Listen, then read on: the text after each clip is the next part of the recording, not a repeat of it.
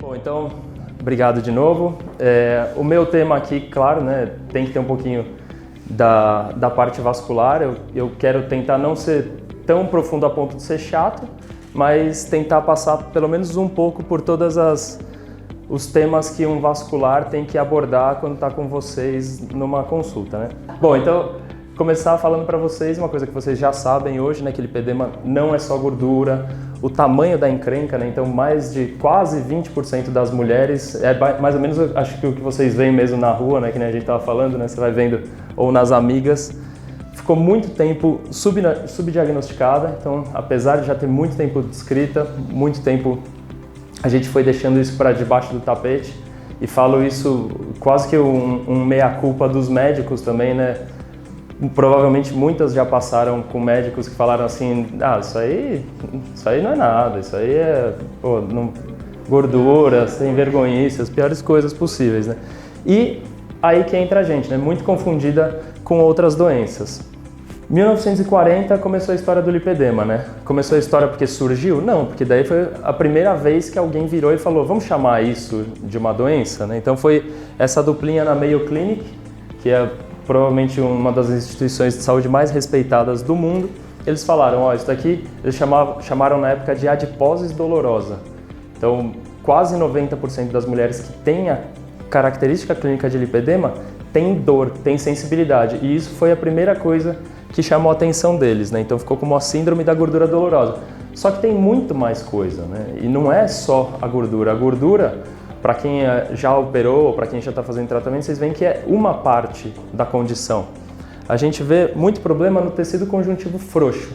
O que é isso? Vamos pensar de uma forma fácil aí, é como se fosse o colágeno, né? Então o aspecto, para quem já vê aquela segunda fase do lipedema, que é como se fosse escorrendo, que o pessoal pensa às vezes que é celulite, que tem flacidez, isso daí é uma fraqueza de colágeno, então o tecido vai perdendo sustentação. E o que acontece na pele e na gordura também acontece nos outros lugares que a gente tem colágeno. Então, por exemplo, onde que a gente tem? A gente tem muito nas articulações, os tendões, né, os ligamentos. Então, a grande maioria das pacientes que tem lipedema tem aquele joelho que estica até passar um pouquinho para trás, a gente chama isso de hiperextensão, tende a ter o joelho batendo joelho com joelho e a perna não encosta, né? Então isso vai acarretando também um desequilíbrio muscular. O pé que tende a ficar um pouquinho pronado, né? Então viradinho para dentro. Isso características articulares.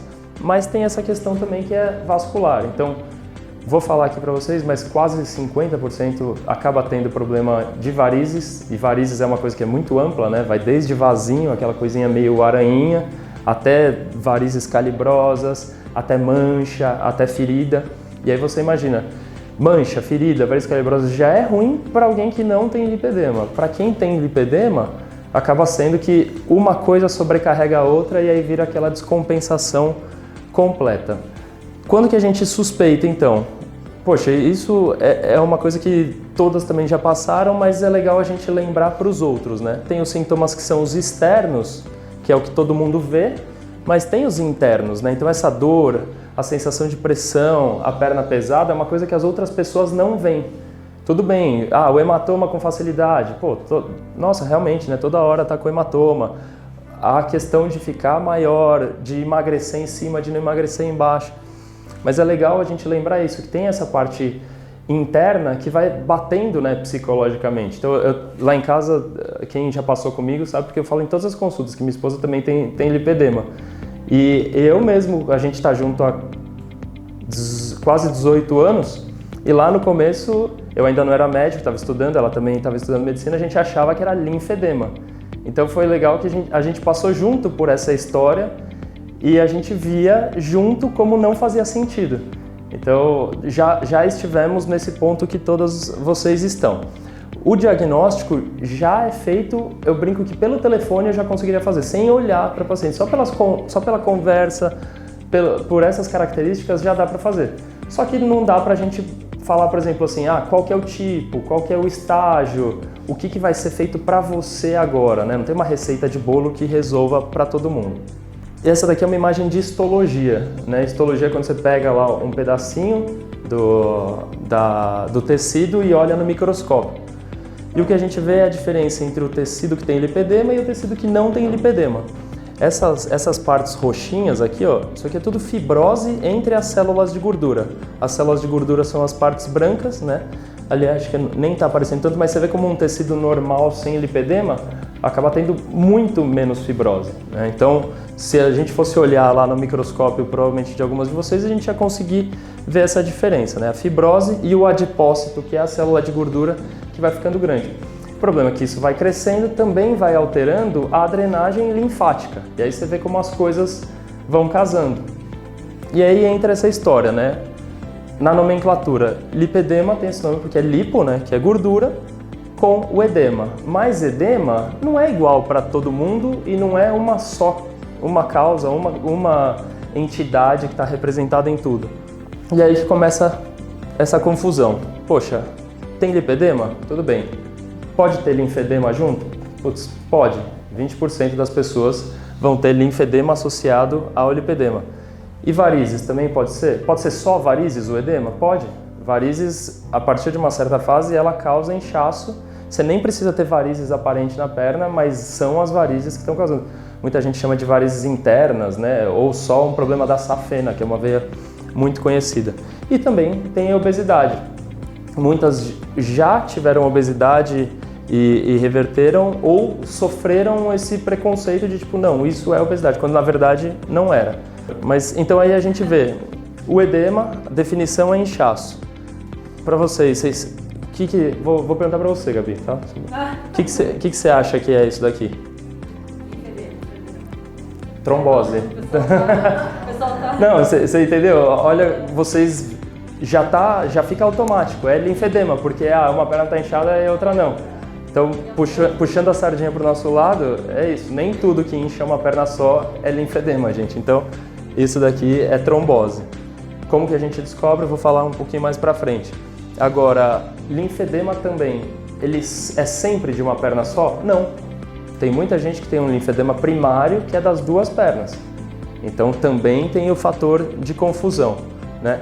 Agora, essa daqui, só de olhar a textura, já dá para saber. Isso daqui, realmente, isso é linfedema, tá? Isso daqui, geralmente é um edema ou cardíaco, cardiogênico, ou um edema de varizes. E isso precisa de exame físico, né? Essa era nossa de atendimentos online e tudo, mas não tem nada ainda que substitua o toque, né? O olho no olho até a câmera ainda vai, mas o toque não dá. E aí eu falo por que a gente começa com o vascular, né? A porta de entrada de muitas acaba sendo vascular. Hoje acaba sendo muito a internet, mas daí quando você vai bater o martelo mesmo, faz sentido. Porque a gente vai ver se esse edema não é do coração, se ele não está relacionado com varizes, se tem ou não tem a chance de ter uma trombose associada, se tem alteração linfática, que é o linfedema, se pode ser problema renal, isso também causa edema nas duas pernas, e inflamação. O que é inflamação aqui? Não sei se vocês já ouviram falar de erisipela. Erisipela é uma infecção do tecido gorduroso, né, na pele, da parte da pele um pouquinho mais profunda. E essa infecção, ela destrói os vasos linfáticos. E aí, secundariamente, por causa disso, vem um linfedema. Nem sempre, né, mas uma grande parte. Então a gente também tem que saber se não foi secundário a isso. Então tem que puxar na história. E aí, o que a gente tem na nossa caixa de ferramentas para identificar? Exame físico, como eu disse, fundamental, mas a gente vai fazer o Doppler, então o ultrassom com o Doppler ele tem que ter. Eu até acho ruim quando o vascular não tem o ultrassom no mesmo momento, porque é igual o exemplo de você ir num cardiologista e ele fala assim, ó, agora é hora de escutar o seu coração, eu vou pedir para outra pessoa escutar e depois ele vai me contar o que tem. Então, o Doppler aqui é a mesma história. Quando eu olho, é muito diferente. Você já consegue falar assim, não, eu quero ver isso aqui. O Doppler, para quem não sabe, é o ultrassom normal, só que a gente coloca cor e consegue ouvir o fluxo. E a circulação normal, a artéria leva o sangue para a perna e a veia devolve. Com o Doppler eu posso saber se a veia está fazendo esse papel de devolver ou se ela está obstruída ou com refluxo, que é ao invés de devolver, o sangue continua parado lá na perna. Exames de sangue, exames de imagem e outros, e os scores de risco. E aí eu já jogo para o Fábio, porque score de risco é o quê? A gente também consegue avaliar para falar para quem vai operar se tem um risco baixo, médio, um pouco mais alto ou muito alto de ter trombose, e a gente precisa ter um cuidado além pós-cirúrgico. Aí aqui imagens, né? Diferença entre lipedema e linfedema. Aqui é bem o clássico, né? Então o linfedema unilateral, incluindo o pé, né? Um edema que ele é um pouco mais simétrico como um todo, desculpa, assimétrico, e o lipedema, você vê que o pé não sendo acometido, começando com aquele garrotezinho que vocês já sabem hoje que não é obrigatório, né? Nem todo mundo vai ter esse garrote, mas quando tem, só mostra pra gente qual é o tipo do lipedema. E aqui a gente vê no ultrassom, você vê como o ultrassom é importante, né? No linfedema, a distância entre a pele e a fáscia, que é o primeiro tecido depois da gordura para chegar no músculo, ele vai sempre aumentando. E aí em fases um pouquinho mais avançadas, ó, a gente vê essas camadas pretas que é líquido. Então fica líquido entre as células mesmo, entre as camadas de gordura, mas é um macro líquido, vamos falar assim, é uma coisa que a gente consegue olhar.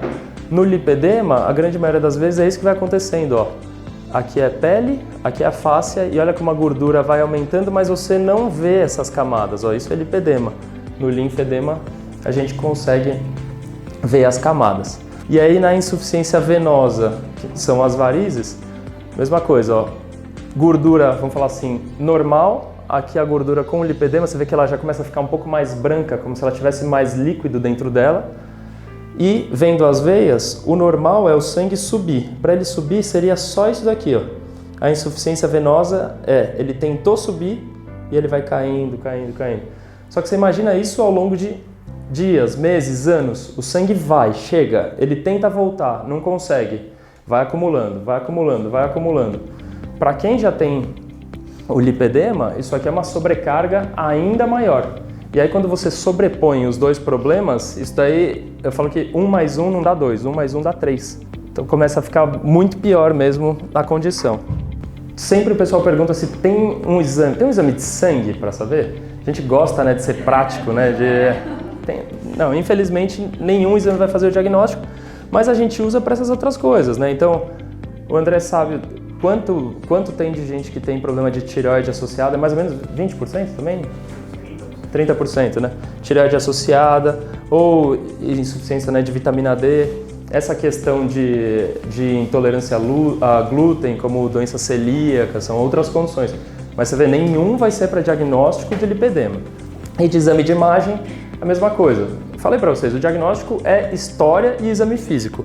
Os exames eles vão servir aqui nesse caso para acompanhar a evolução e para diagnóstico diferencial. Diagnóstico diferencial é falar assim, deixa eu ver se não é outra coisa, né? O Doppler, como eu disse, ó, 40% isso daqui foi legal, que foi uma campanha da Sociedade Brasileira de Cirurgia Vascular, né?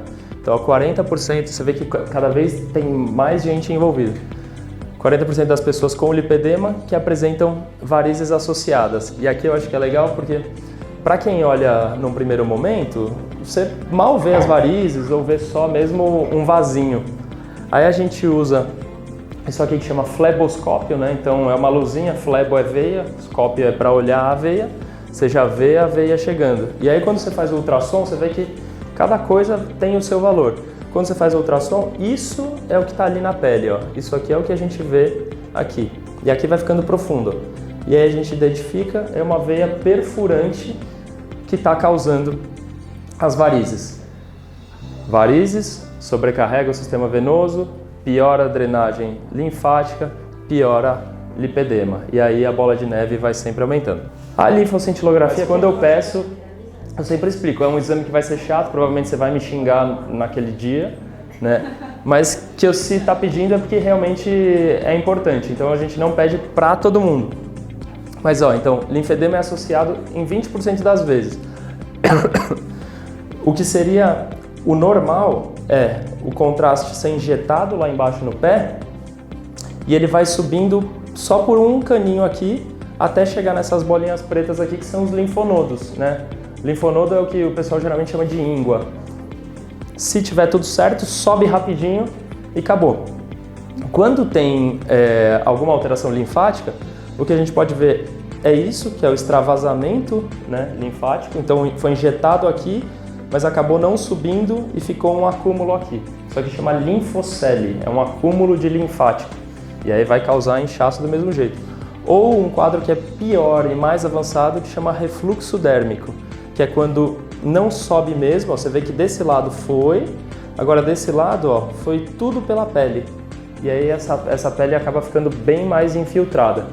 E é importante a gente saber porque tem casos que estão no início disso, né? E aí você às vezes vai fazer um tratamento sem ter a certeza, depois pode achar que, sei lá, foi o procedimento cirúrgico que piorou. Então é até por segurança, gente. A gente tem que saber o que está acontecendo. Esse hoje é o meu preferido, esse exame. Eu acho que tem muita informação para a gente tirar e é legal de fazer acompanhamento com ele, né? Então é a densitometria corporal, não é a densitometria óssea, com o DEXA. DEXA é dupla emissão de raio-x, né? Por isso que é o DEXA. É um exame que é tranquilo, né, de fazer do ponto de vista prático, deita lá e o negócio já passa. Tem essa questão visual. É legal vocês procurarem depois na internet, tem vários casos assim de 6 meses, 3 meses e aí o atual você vê como a pessoa vai conseguindo diminuir mesmo as medidas. E aqui a parte mais importante, que eu acho que a gente ainda vai chegar num ponto de usar isso como critério diagnóstico, que é, você vê aqui, ó, pernas, 48,8% de gordura. Braços, 39%, tronco, 34%. Então você vê, ó, é mais de 20% de diferença entre gordura no tronco, no braço, para o que tem na perna. E além disso, a gente vê também o quanto que é de tecido, porque tudo bem, você pode ter um volume de peso grande, mas pode ser muito devido a músculo. Então, para quem fica frustrado no começo do tratamento clínico, que você vê, poxa, não estou conseguindo perder peso, às vezes você vai ver, você está, na verdade, trocando mesmo, que é o que todo mundo sabe que acontece, mas quando você bota em números, quando você vê, você fala, dá um pouquinho de gás, né? Quando a gente está desanimando, a barrinha de energia está diminuindo, você consegue reanimar. E a outra coisa que eu acho legal é que tem isso daqui de taxa metabólica em repouso, para você saber mais ou menos como é que você está queimando, pelo menos no seu estado basal. Eu estava falando ali com o André agora há pouco e para você perder peso é uma conta de mais e menos, né? O quanto que está entrando de caloria e o quanto que está saindo. Então, se você tem um metabolismo que já está um pouquinho... Tô falando besteira, André, ou não? Então, beleza. A gente já fica de olho ali, já...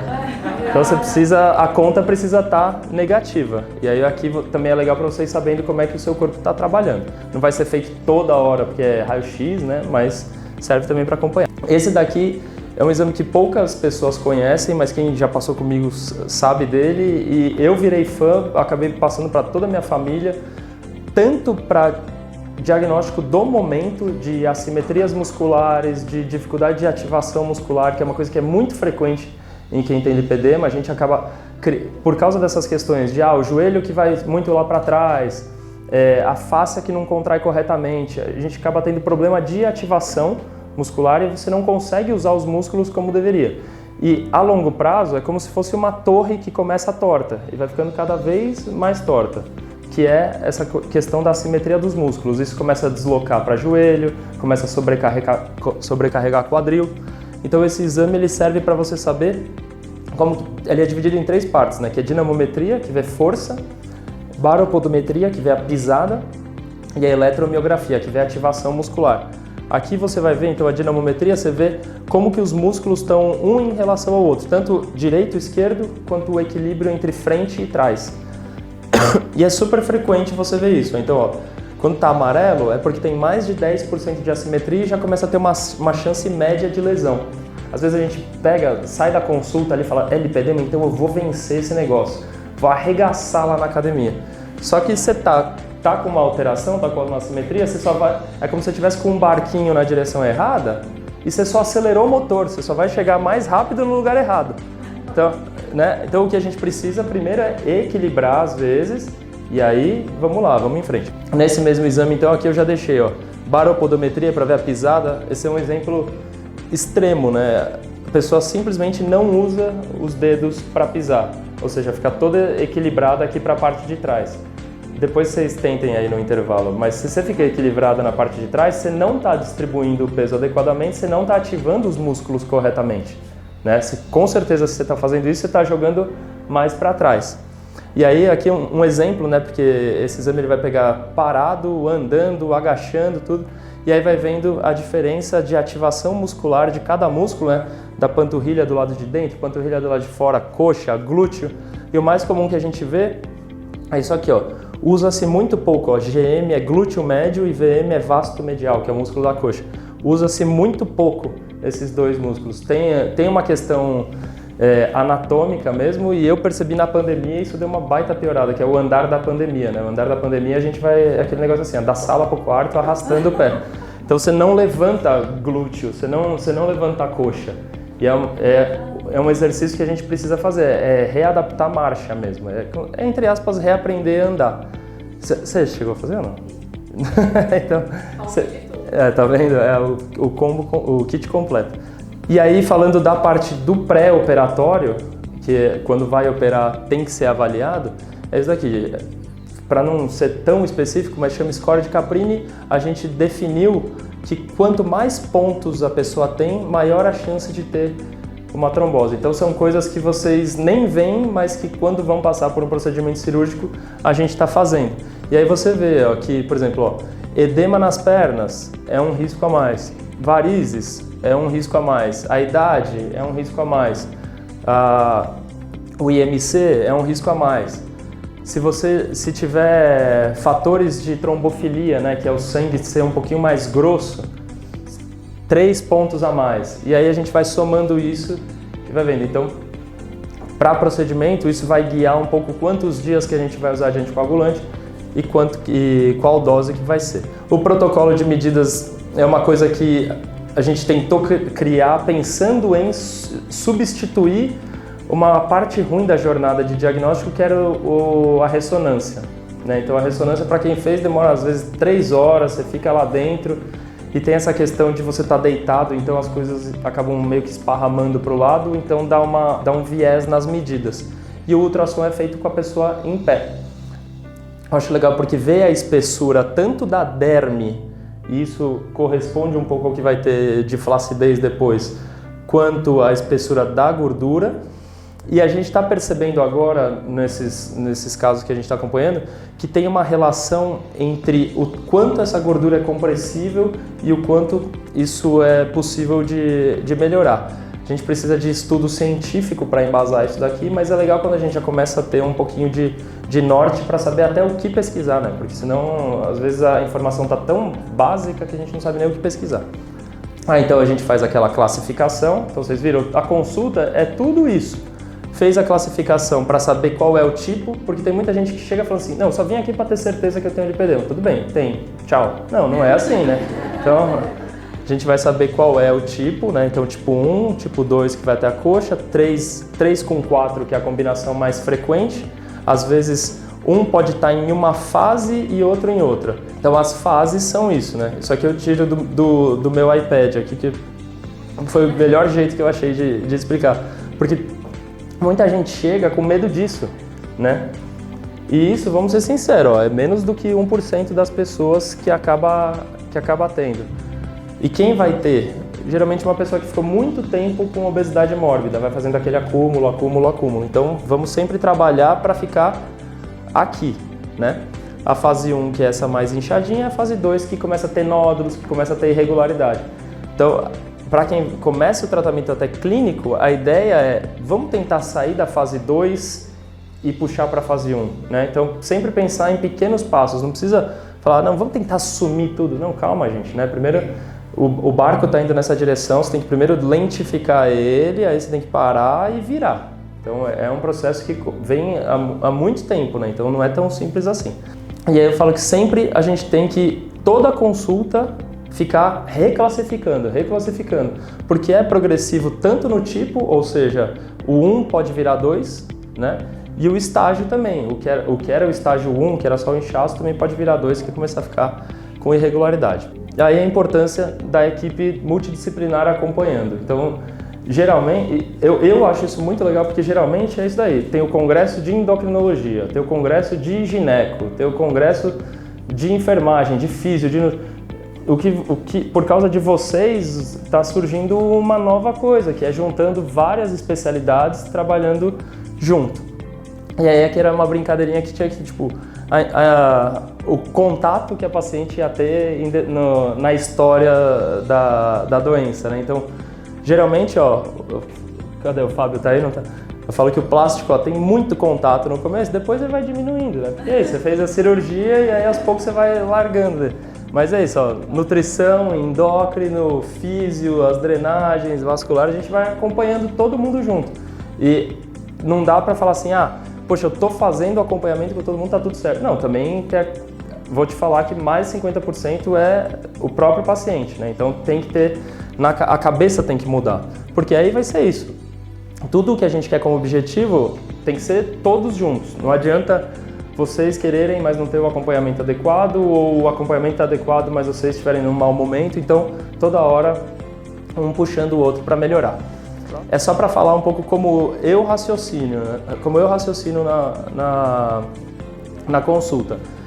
Isso é super divulgado, assim, é fácil de encontrar.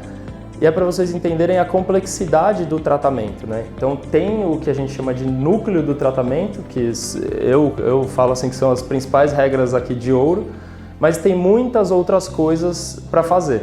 E o problema, a frustração vem quando a gente começa a fazer essas muitas outras coisas, mas não faz o básico. E aí na nossa cabeça fica aquele negócio, poxa, mas eu já faço isso e não está melhorando, poxa, por que comigo? Entendeu? Então, não, lembra que o básico mesmo é, primeiro, não ganhar peso. Então, ninguém está falando aqui emagrecer. Isso vai ser um processo natural. Não ganhar peso, porque sempre que você ganha peso, o acúmulo vai surgir. De acordo até com esses exames, o estudo 3D eu adoro por causa disso, porque você consegue falar qual que é melhor para cada pessoa. Não vira aquele... Se fosse um tratamento igual para todo mundo, dá um cartão e fala, gente, segue aí que vai dar certo. E a dieta adequada, que é a mesma coisa, que o André falou, questão das calorias, mas também escolher o que é melhor e o que não é tão bom para você. E aí fez isso, aí sim as outras coisas, tipo, tem a escovação a seco, plataforma vibratória, as próprias drenagens, entendeu? Essas outras coisas fazem sentido, vão ajudar, mas o básico tem que ser bem feito. É isso, gente. Então, acho que ninguém precisa convencer mais ninguém, né, que o lipedema é real. A gente tem muita evidência científica e, mais do que isso, provas sociais de que a coisa existe, que a coisa é séria, mas eu acho que a gente está no começo de uma coisa muito grande aqui. Parabenizar de novo a Gabi, parabenizar o Fábio e parabenizar todas vocês também que estão fazendo parte aí dessa mudança. Obrigado, viu?